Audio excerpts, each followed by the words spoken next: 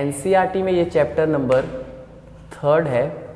Chapter का name है pair of linear equation in 2 variable.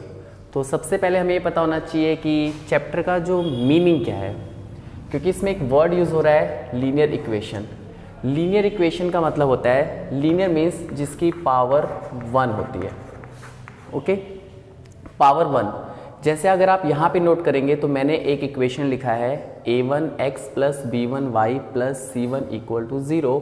ऐसे मैंने एक दूसरी इक्वेशन लिखी है a2x plus b2y plus c2 equal 0। ये जो रिप्रेजेंट कर रहा है, ये वाला हिस्सा रिप्रेजेंट कर रहा है कांस्टेंट को। इट मीन्स जहाँ पर एक्स वाई लगा हुआ है ये है वेरिएबल, और यहाँ पर मेंशन भी हुआ है 2 वेरिएबल, इसीलिए इस इक्वेशन में कितने वेरिएबल हैं 2। ऐसे इस इक्वेशन में कितने वेरिएबल हैं 2 वेरिएबल है। लीनियर वर्ड है, इसका मतलब पावर होता है, तो आप यहाँ देख सकते हैं इसकी पावर भी 1 है, इसकी पावर भी 1 है। इक्वेशन का मतलब होता है जो इक्वल टू 0 हो, इक्वल टू 0 हो। और क्योंकि पेयर लिखा है तो पेयर मतलब 2 इक्वेशन तो होगा ही होगा इस पूरे चैप्टर में। तो हमारे पास 3 तरह के सॉल्यूशन होते हैं। This is a very important topic for CBSE. काफ़ी हद तक चांस है कि एक क्वेश्चन तो आएगा ही। तो यूनिक सॉल्यूशन की अगर हम बात करें तो a1/a2 b1/b2, this is a symbol of not equal. तो a1 और a2, जैसे यहाँ का a1 और a2 मतलब x का कोफिशिएंट मतलब जो वेरिएबल के साथ लिखा हुआ है, तो a1/a2, ऐसे b1/b2 y का कोफिशिएंट, ये दोनों नॉट इक्वल हैं, तो इसे हम कहते हैं यूनिक सॉल्यूशन। सेकेंड सॉल्यूशन में हम चलते हैं इनफाइनाइट नंबर ऑफ सॉल्यूशन, जिसका सेकेंड नाम भी होता है मैनी सॉल्यूशन। इसमें क्या होता है a1/a2 b1/b2 and the third one c1/c2, ये भी आपको मेंशन करना है, एंड दोनों में आपको यहाँ पर क्या लगाना है इक्वल। अगर ये ऐसा है इक्वल, तो इस तरह के सॉल्यूशन कहते हैं हम इनफाइनाइट नंबर ऑफ सॉल्यूशन, और second name many solution. Next चलते हैं हम third solution, that is no solution. No solution में क्या है, अगर आप नोट करेंगे तो सब कुछ सेम है इस फॉर्मूले की तरह, बट बस एक डिफरेंस है, लास्ट में आप क्या लगा देंगे नॉट इक्वल लगा देंगे।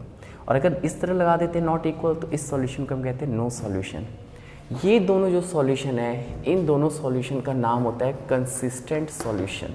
कंसिस्टेंट का मतलब होता है जैसे सॉल्यूशन है, लगातार कोई चीज़ है। इनकंसिस्टेंट मतलब सॉल्यूशन नहीं है।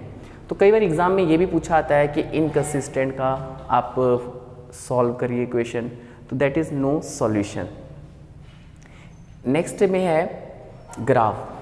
ग्राफ वेरी इंपॉर्टेंट है फॉर सीबीएसई एमसीक्यू के लिए। तो ये ग्राफिकल मेथड से होता है। इसमें क्या है, अगर मैं एक लाइन L1 बना दूँ, दूसरी लाइन L2 बना दूँ, तो अगर आप नोट करेंगे तो इसमें आपको दिखेगा कि ये 2 लाइन जो है वो आपस में क्या कर रहे हैं, किसी पॉइंट पे कट रही हैं। तो इस तरह के पॉइंट जहाँ पे कटते हैं उसे हम क्या बोलते हैं, इंटरसेक्ट बोलते हैं। तो आपको दिख रहा है कि यहाँ पे इंटरसेक्ट मेंशन है। अगर एक पॉइंट पे कट रहा है तो साफ साफ पता लग रहा है एक solution, that is single solution. और सिंगल सॉल्यूशन को हम क्या कहते हैं, यूनिक सॉल्यूशन।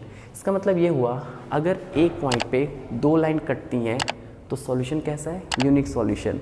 ये तो ग्राफिकल है, और अगर हम बेस्ड ऑन फॉर्मूला बोलें तो a1/a2 b1/b2 not equal. Next आता है इनफाइनाइट नंबर ऑफ सॉल्यूशन। अगर एक लाइन पर ही दूसरी लाइन ही आ जाए इसके ऊपर दोबारा से, जैसे इस हाथ पे दूसरा हाथ आ गया, और अगर आप यहाँ से देखेंगे तो आपको सिर्फ फ्रंट हाथ दिखेगा, इसका मतलब क्या है कि इसके पीछे एक लाइन है। तो ऐसे ही यहाँ पर नंबर ऑफ पॉइंट्स हैं, इनफाइनाइट नंबर ऑफ पॉइंट्स हैं, क्योंकि एक पॉइंट किसी पॉइंट से कट नहीं रहा है, जैसा कि प्रीवियस केस में हुआ था। अब जब नंबर ऑफ पॉइंट्स हैं यहाँ पर, तो ऑब्वियस सी बात है सॉल्यूशन भी कैसा होगा, इनफाइनाइट नंबर ऑफ सॉल्यूशन या फिर मैनी सॉल्यूशन। नेक्स्ट होता है पैरेलल। पैरेलल आपको पता है, पैरेलल का मतलब ही होता है जो 2 लाइन आपस में कभी नहीं कटती हैं। जैसे एग्जांपल लें तो रेलवे ट्रैक, ये जब आपस में कहीं कट ही नहीं रहा है, क्योंकि यहाँ पे एक जगह कट रहा था, इसलिए एक सॉल्यूशन। नंबर ऑफ पॉइंट है, इनफाइनाइट पॉइंट है, इसलिए इनफाइनाइट नंबर ऑफ सॉल्यूशन। यहाँ पर तो लाइन ही नहीं कट रही है, तो इसका आंसर क्या हो जाएगा, नो सॉल्यूशन। तो आपको सिंपल क्या याद रखना है, अगर एक पॉइंट कटता है तो यूनिक सॉल्यूशन, बहुत सारे पॉइंट्स हैं तो आप डिसाइड नहीं कर पाएंगे आंसर, तो डायरेक्टली बोल देंगे infinite number of solution. But अगर लाइन ही नहीं कट रहा है तो वो है नो सॉल्यूशन।